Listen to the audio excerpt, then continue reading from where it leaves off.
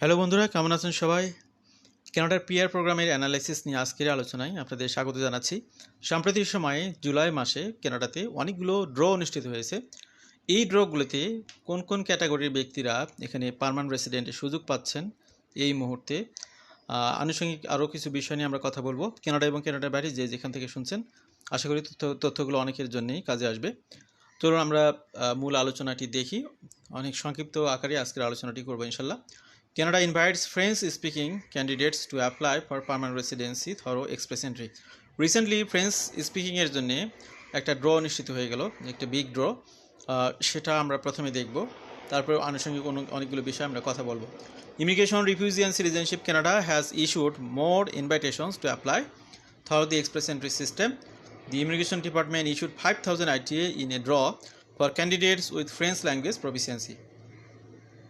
To be considered in this draw, candidate needed to have a minimum comprehensive ranking system score 420 and created express entry candidate profile before 4 a.m. Universal Coordinated Time UTC May 15, 2026. তো এখানে কয়েকটি বিষয় লক্ষণীয়, সেটা হলো যে cut off score কত, মাত্র 420। তো 420 স্কোর নিয়ে সুযোগ পাওয়াটা এই মুহূর্তে কানাডার জন্য স্বপ্নের মতো। তো সেটাই সম্ভব করতেছে কোন ক্যাটাগরি? French language category. এই ফ্রেঞ্চ ল্যাঙ্গুয়েজ ক্যাটাগরি কাদের জন্য?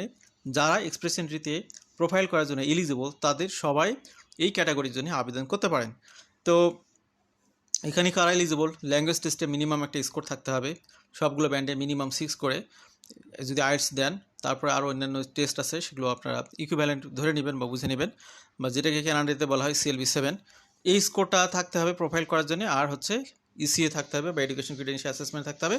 আর এই ফ্রেঞ্চ ল্যাঙ্গুয়েজ ক্যাটাগরিতে কোয়ালিফাই করার জন্য ফ্রেঞ্চ ল্যাঙ্গুয়েজের একটা টেস্ট আছে, সেখানে CLB-7 ইকুইভ্যালেন্ট স্কোর আপনাকে উঠাইতে হবে।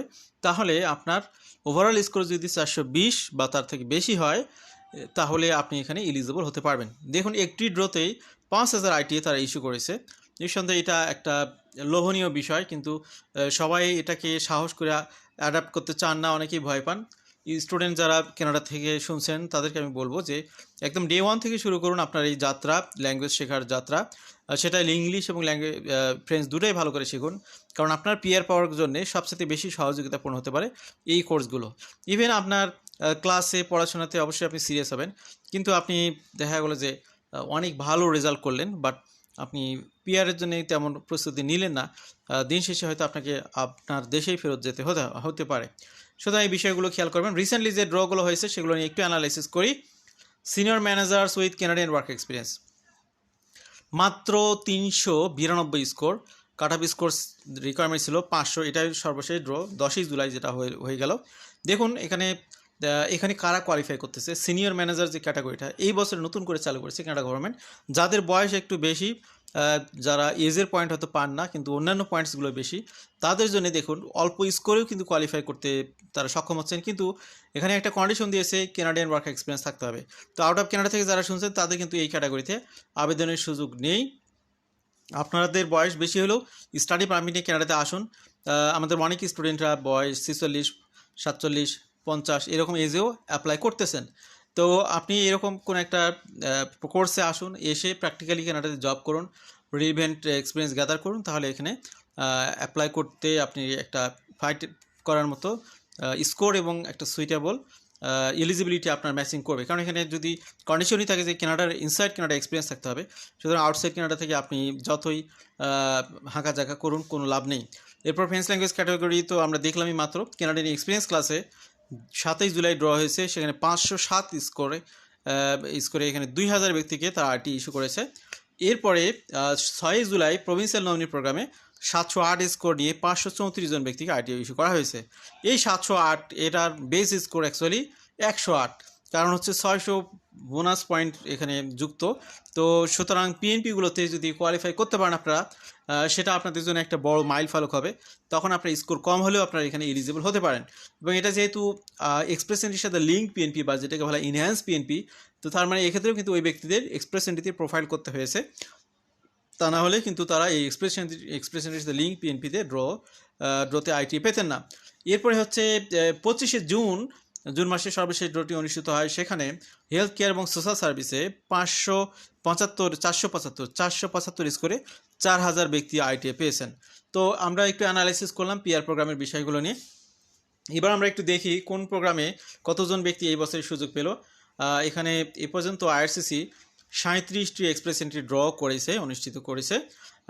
তো এই অবস্থায় তাদের পিএনপির মাধ্যমে তারা সর্বাধিক 13টি ড্র হয়েছে। কানাডিয়ান এক্সপিরিয়েন্স ক্লাসে 11টি ড্র হয়েছে। কানাডিয়ান এরপরে হচ্ছে ফ্রেঞ্চ ল্যাঙ্গুয়েজ প্রফিসিয়েন্সিতে 7টি ড্র হয়েছে। Physicians with Canadian work experience 2টি draw. Health care and social সার্ভিসে 2টি draw. Senior manager and Canadian work এক্সপিরিয়েন্সে 2টি ড্র। ট্রেড ক্যাটাগরিতে 1টি ড্র। এডুকেশনে কোনো ড্র অনুষ্ঠিত হয়নি এখন পর্যন্ত সোফার।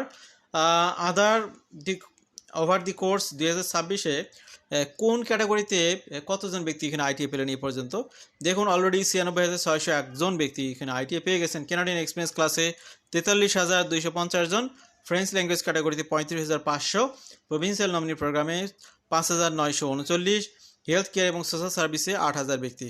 তো এই ব্যক্তিরা এখানে এই সুযোগগুলো পেয়েছেন। আরও এখানে দেখতে পাচ্ছি ট্রেড সিস্টেমে ট্রেড প্রোগ্রামে 3,000, ফিজিশিয়ান উইথ কানাডিয়ান ওয়ার্ক এক্সপিরিয়েন্সে 662, তারপরে senior manager with Canadian work experience 750। তো তখনকার যে আমরা ক্যাটাগরিগুলো দেখলাম ওটার মধ্যে ফিজিশিয়ান এবং সিনিয়র ম্যানেজার বাদ ছিল, এখানে আপনারা সেটা দেখতে পেলেন। Immigration Representative Canada has issued more invitations to apply through the express entry system. The Immigration Department issued 500 ITA in a draw for senior managers with Canada work experience. আচ্ছা, senior ম্যানেজারের জন্য যে বিষয়টি রিকোয়ারমেন্ট ছিল সেটা আমরা দেখেছি already, 392 score. তো আজকের আলোচনা আমরা খুব লম্বা করব না, কিছু কথা আপনাদেরকে বলে আমরা আলোচনা শেষ করব আজকে। কানাডা থেকে যারা শুনছেন এই বিষয়গুলো, তো তাদের জন্যে এখানে প্ল্যানটাকে সাজাতে হবে স্ট্র্যাটেজিক ওয়েতে। আপনি যদি জেনারেল ওয়েতে করতে পারেন, সেক্ষেত্রে আপনার স্কোর যদি 520-এর উপরে হয় তাহলে আপনি আশাবাদী হতে পারেন। 520 স্কোর উঠাইতে গেলে আপনার ল্যাঙ্গুয়েজে মিনিমাম সিএলবিএ 9 লাগবে, অর্থাৎ লিসনিং 8, বাকিগুলোতে 7, এরকম একটা ফাইটিং স্কোর লাগবে কমসে কম, আর বেশিও লাগতে পারে। এরপরে হচ্ছে আপনার এডুকেশনের ফুল পয়েন্টসগুলো পেতে হবে, জব এক্সপিরিয়েন্সগুলো বা জবের এজগুলো আপনাকে লিমিটের মধ্যে থাকতে হবে, তাহলে আপনার 500 যে রিকোয়ার্ড স্কোর সেটার মধ্যে আপনি থাকতে পারেন। এই বিষয়গুলো ভালো করে খেয়াল করতে হবে যাতে করে যে রিকোয়ারমেন্ট সেগুলোর সাথে অ্যাডাপ্ট করে আপনি এখানে এলিজিবল হতে পারেন। তা না হলে আপনি বছরের পর বছর ওয়েটিংয়ে থাকবেন, কিন্তু আপনার সুযোগগুলো তৈরি হবে না। আশা করি এই গাইডলাইনগুলো আপনারা ফলো করবেন এবং যথাযথভাবে আপনি যদি প্রচেষ্টা চালান তাহলে আপনার স্বপ্ন পূরণটা সম্ভব। বিশেষ করে ল্যাঙ্গুয়েজ টেস্টের ব্যাপারে অধিক পরিমাণে যত্নশীল হবেন, তাহলে আপনাদের স্বপ্ন পূরণটা সহজ হবে ইনশাআল্লাহ। আমাদের সাথে থাকার জন্য আবারও ধন্যবাদ, কৃতজ্ঞতা। ভালো থাকবেন সবাই। আল্লাহ হাফেজ। সালামু আলাইকুম।